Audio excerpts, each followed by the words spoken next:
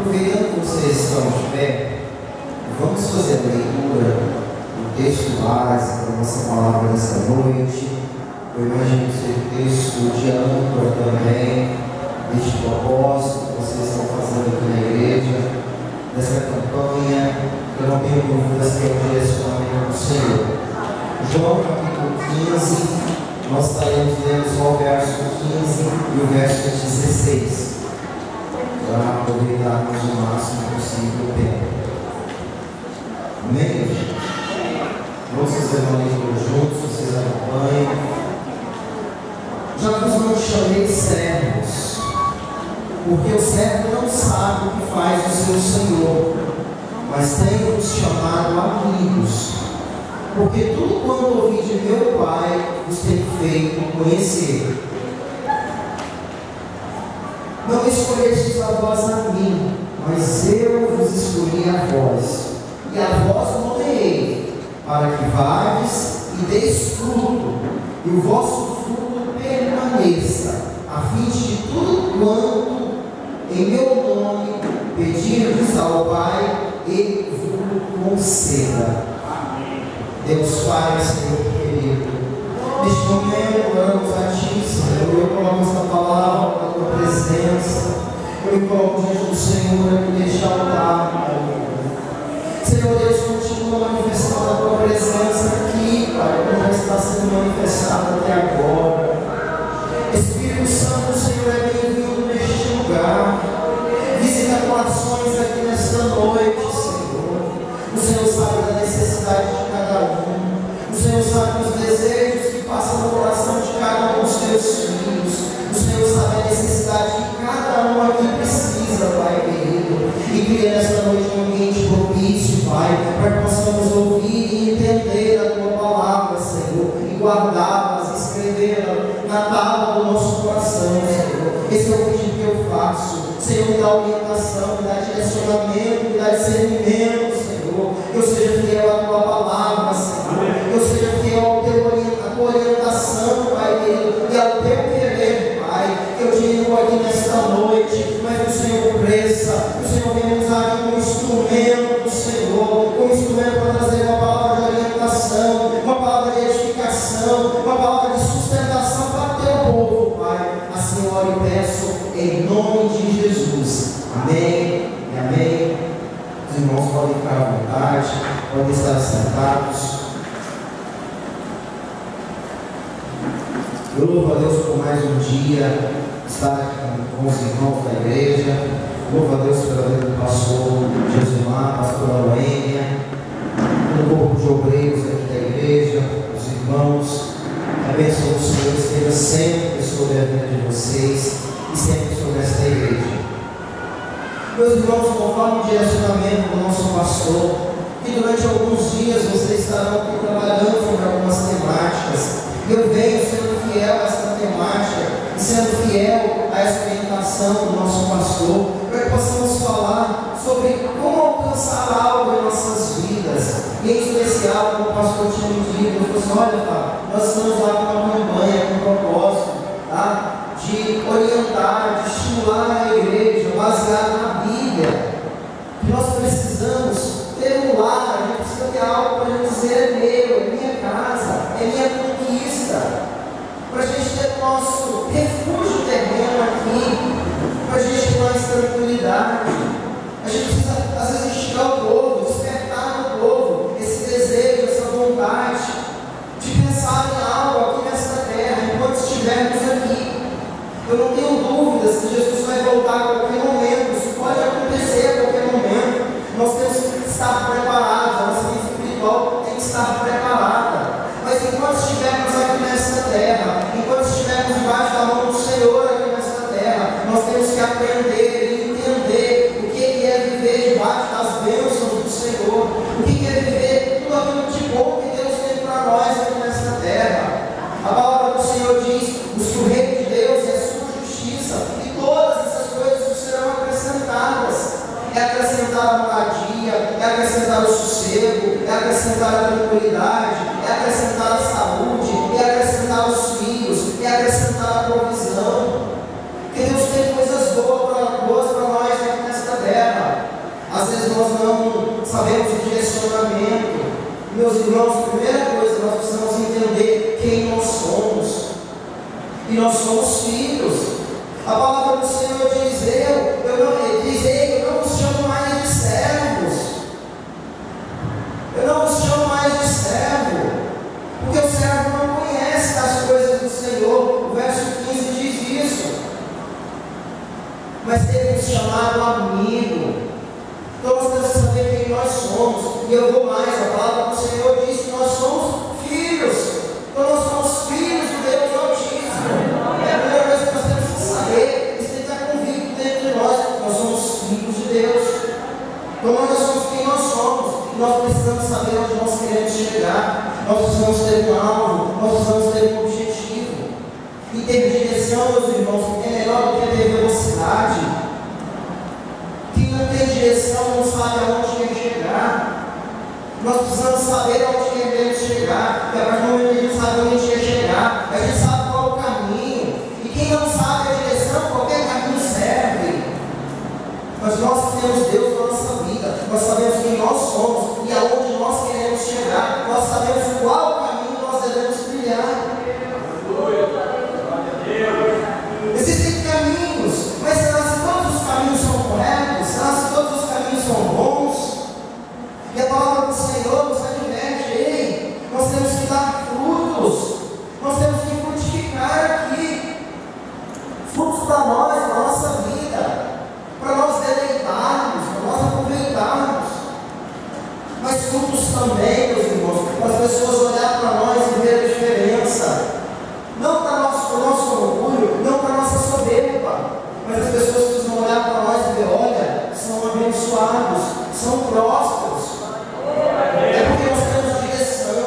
E se não vão olhar para nós, vamos confundir com o mundo.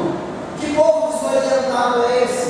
Quem não tem direção não sabe qual é o caminho, mas nós temos direção, nós sabemos qual é o caminho. As pessoas têm que olhar para nós e dizer: esse povo é abençoado. E nós temos que entender a diferença de prosperidade e riqueza.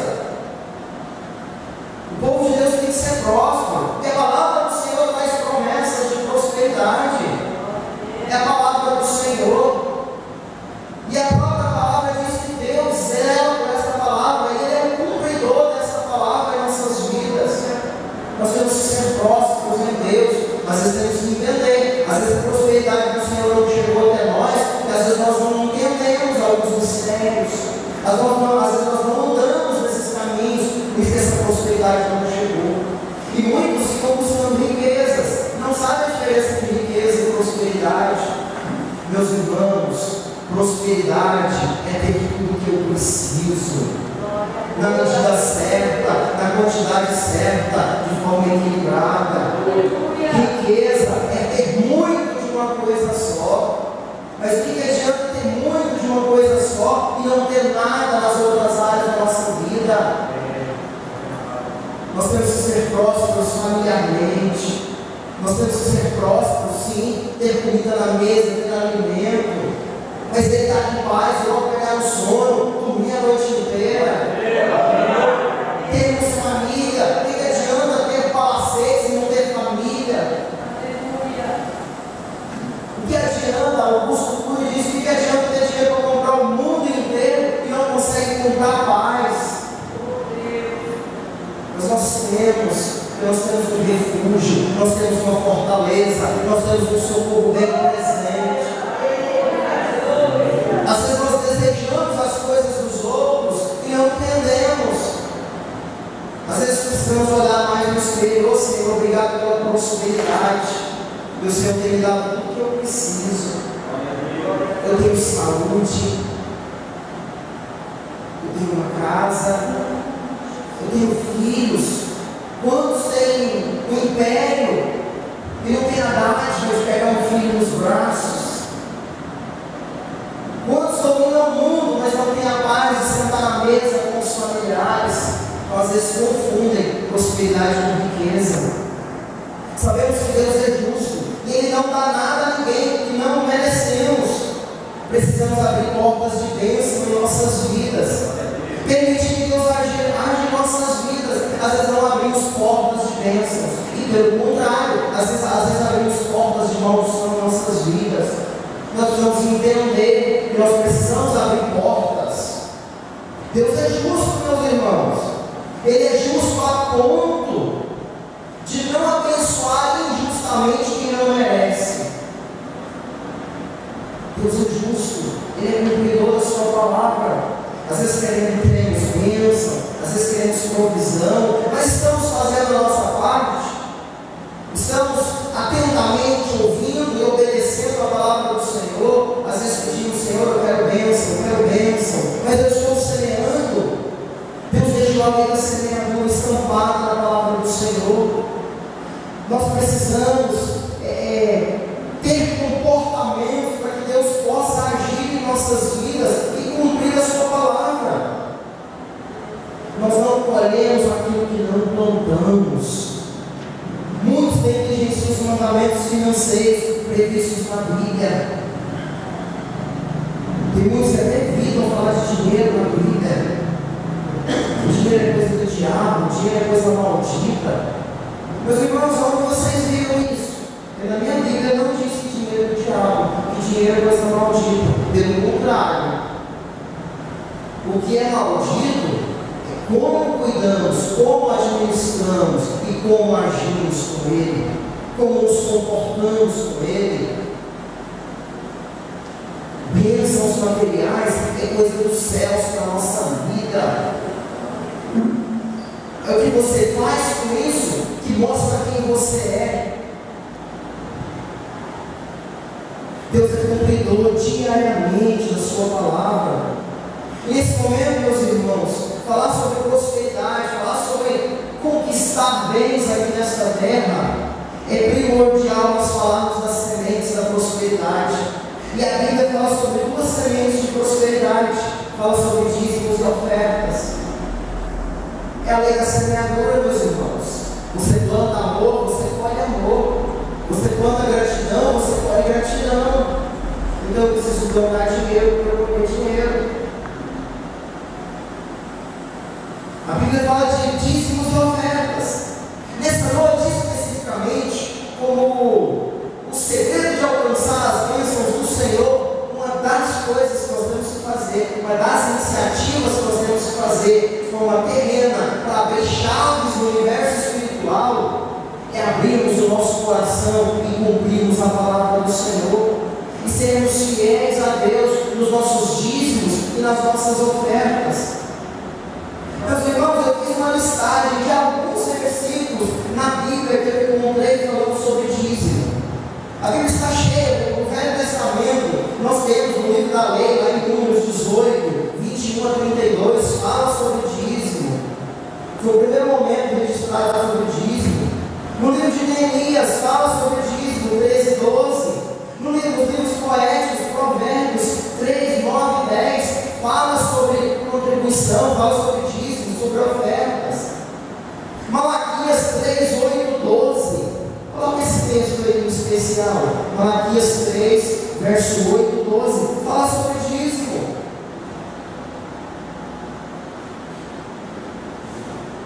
Malaquias 3, 8, 12. Verso 8. Olha o texto que nos confronta. Roubará o homem a Deus?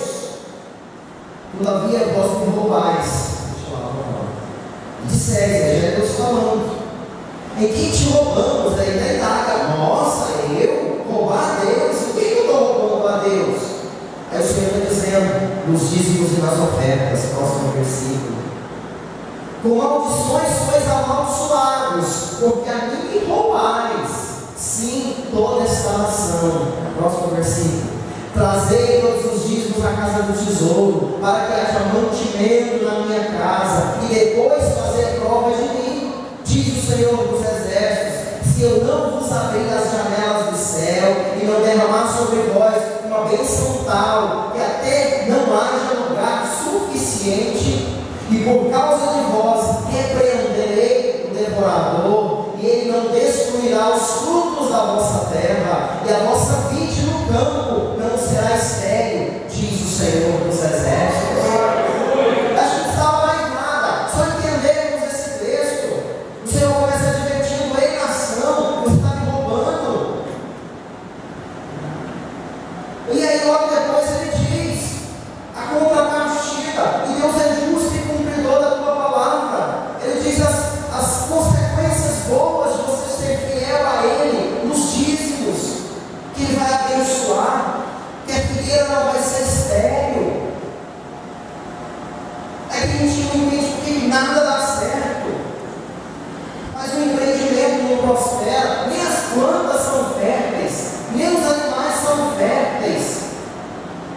E quando fala figueira fértil, fica para o próximo versículo, verso 9, acho que é o 10. Isso.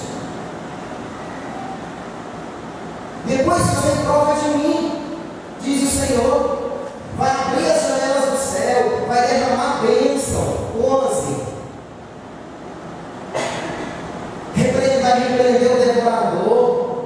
Olha aí, ó. Não destruirá os frutos da vossa terra, a vossa vide no campo não será estéril.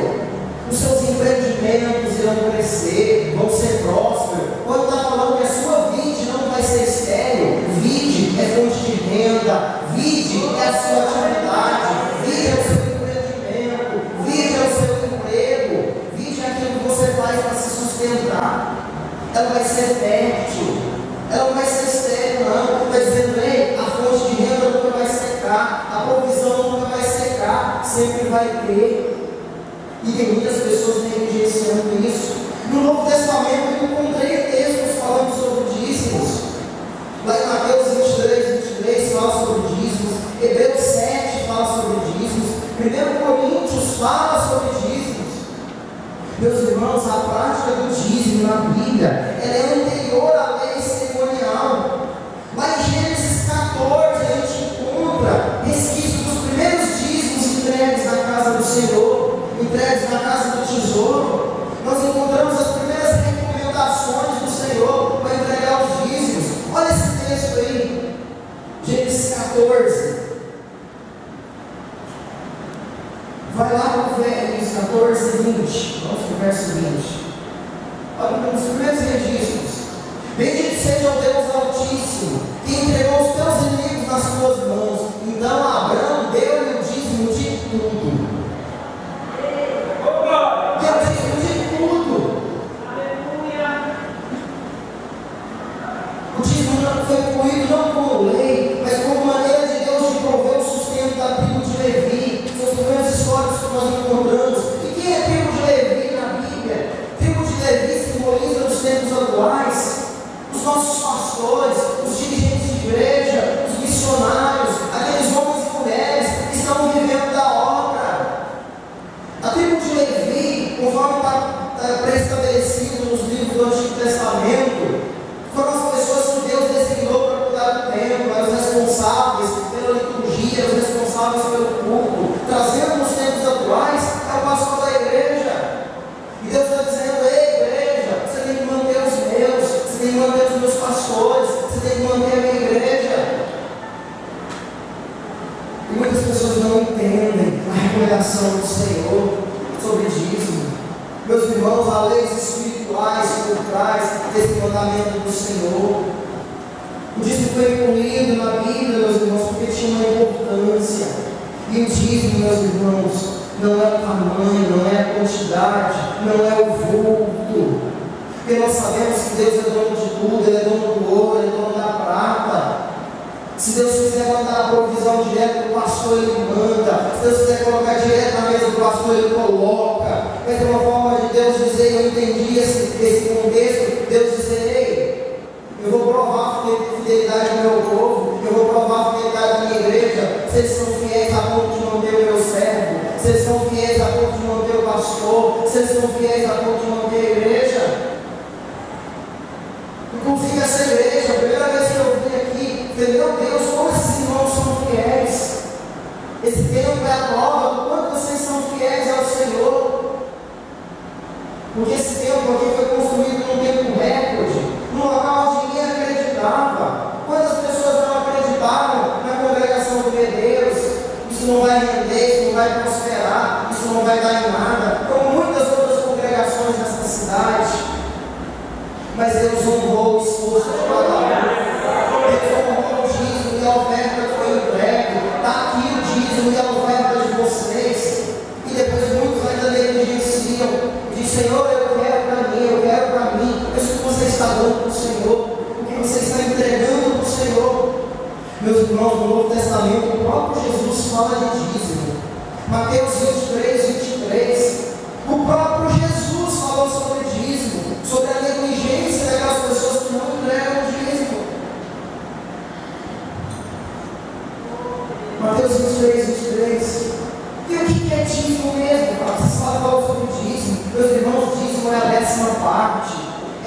parte da sua provisão, Mateus 23, 23. É a 10ª parte de tudo aquilo que você recebe. É a 10ª parte de tudo aquilo que você ganha. 23, 23. Ai de vós, escribas e fariseus, hipócritas, pois que dizimais a hortelã, o endro e o cominho, e desprezais o mais importante da lei, o juízo, a misericórdia e a fé. Deveis, porém, fazer essas coisas, e não omitir aquelas. E tem muitas pessoas que às vezes distorcem esse texto de Mateus 23, dizendo que Cristo estava dispensando o dízimo. Não, pelo contrário. Ele estava dizendo: ei, você tem que ser completo na presença do Senhor. Você não pode ser meio crente. Você também não pode trazer o seu dízimo só para aparecer aqui na frente. Não, o seu dízimo tem que ser um ato de fidelidade, tem que ser um ato de reconhecimento que Deus é dono de tudo. É um ato de reconhecimento que foi Ele que te colocou naquele emprego. É um ato de reconhecimento que foi Ele que está te prosperando. É um ato de reconhecimento que Ele está abençoando a sua empresa. Ele está dizendo: ei, fariseu, vocês estão só entregando o dízimo e não fazendo mais nada. Está dizendo: ei, tem que ser completo, a nossa vida tem que ser completa na presença do Senhor. Então, no Novo Testamento, o próprio Cristo reserva um tempo para falar sobre o dízimo. Meus irmãos, está cheio de heresia por aí. Está cheio de distorções da palavra do Senhor. Uns dizendo que não, que dízimo é invenção de igreja, que dízimo é coisa do Velho Testamento, que o Novo Testamento não fala sobre dízimo. Meus irmãos, eu quero ser fiel a essa palavra. Eu quero ser fiel à palavra do Senhor, porque eu aprendi desde a minha tenra idade a honrar o Senhor por tudo que eu tenho, honrar o Senhor com a minha vida, honrar o Senhor. Eu peço para colocar aí Provérbios 3, 9 e 10. Honrar o Senhor por tudo aquilo que eu tenho, que eu sou. E meus irmãos, e com muita paz no meu coração, sem nenhum orgulho, nenhuma soberba. Eu não posso falar aquilo que eu não vivo. Eu não posso pregar aquilo que é realidade na minha vida. Eu não posso falar de provisão, de prosperidade. Eu não posso falar de dízimo e de oferta se eu não vivesse nesse ambiente, se eu não fosse prova viva da provisão e da providência do Senhor na minha vida. Honra o Senhor com os teus bens e com a primeira parte de todos os teus ganhos. Próximo versículo: e se encherão os teus celeiros, transbordarão de vinho os teus lagares. O que é encher os teus celeiros, meus irmãos? É a dispensa cheia. Encher os teus celeiros é não faltar nada. Encher o teu celeiro é ter provisão, é ter o necessário em todas as áreas da sua vida. Encher os teus celeiros é você e os teus se alimentar com tranquilidade, botar a cabeça no travesseiro e descansar, que Deus está provendo. Mas a palavra começa dizendo: honra o Senhor com tudo.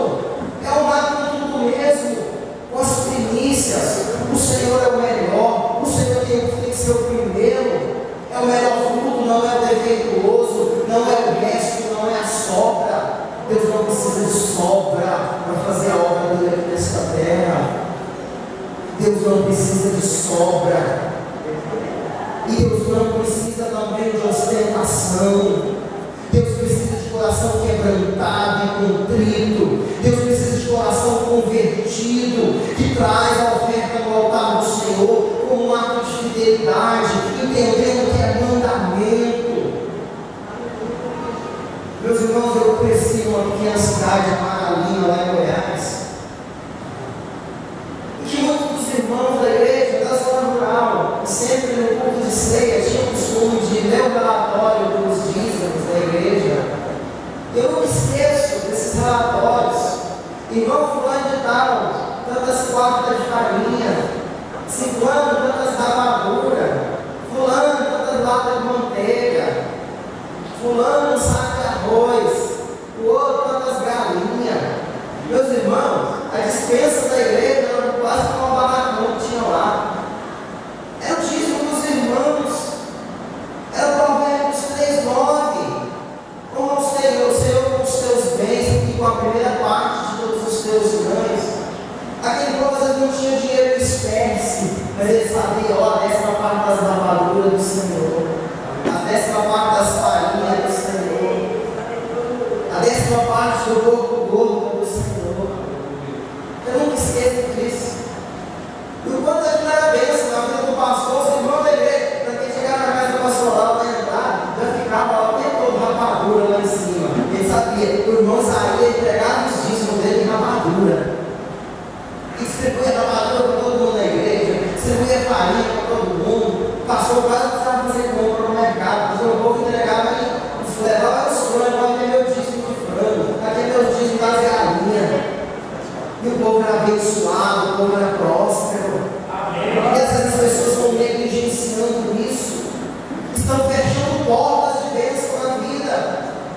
quando esquece, não, dízimo é invenção de igreja, dízimo é para o pastor gastar a doa e ostentar.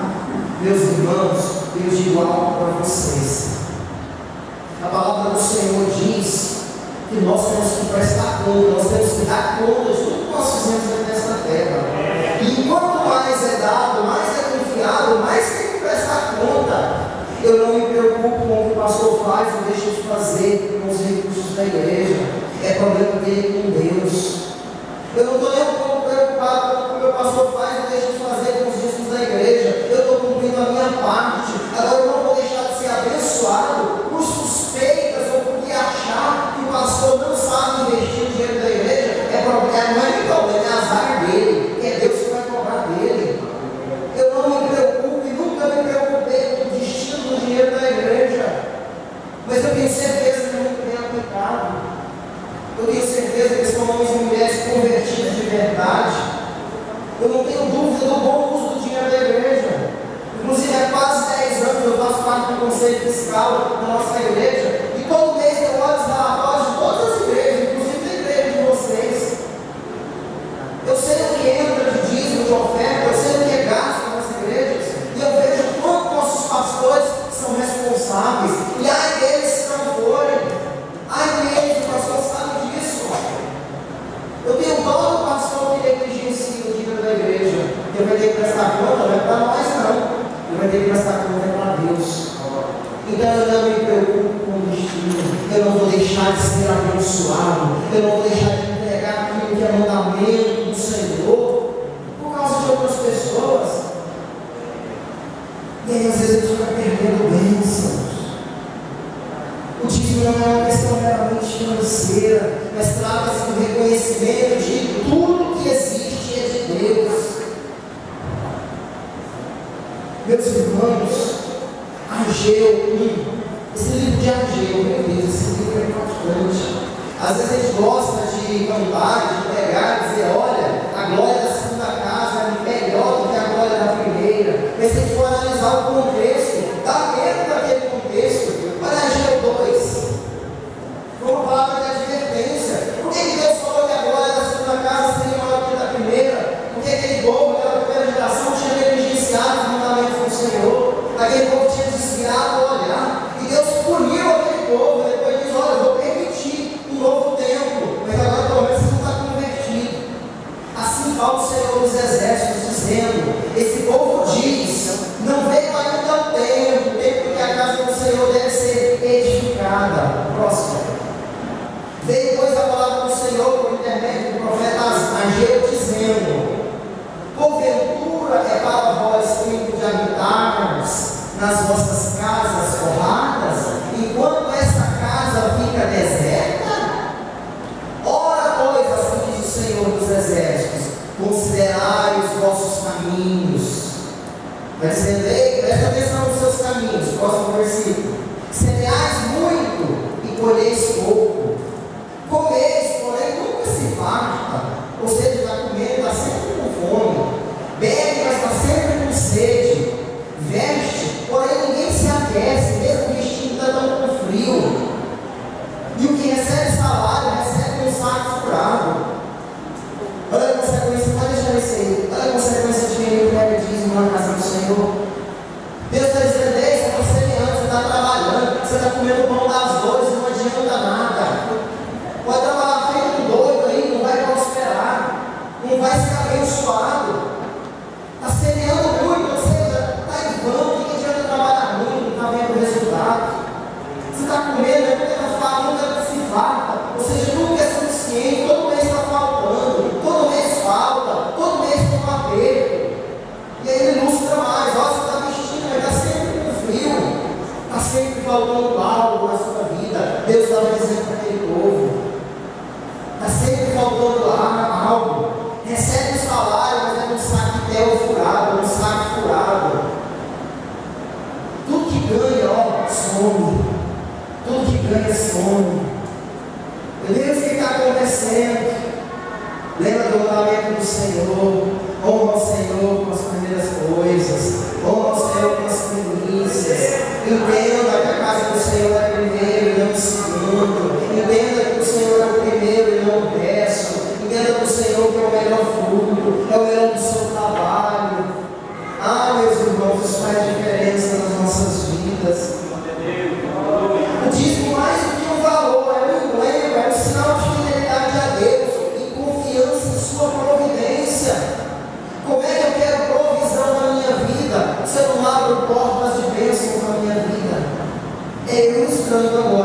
se Deus estivesse olhando para mim dizendo: eu até que queria te abençoar, mas você tem um coração fechado.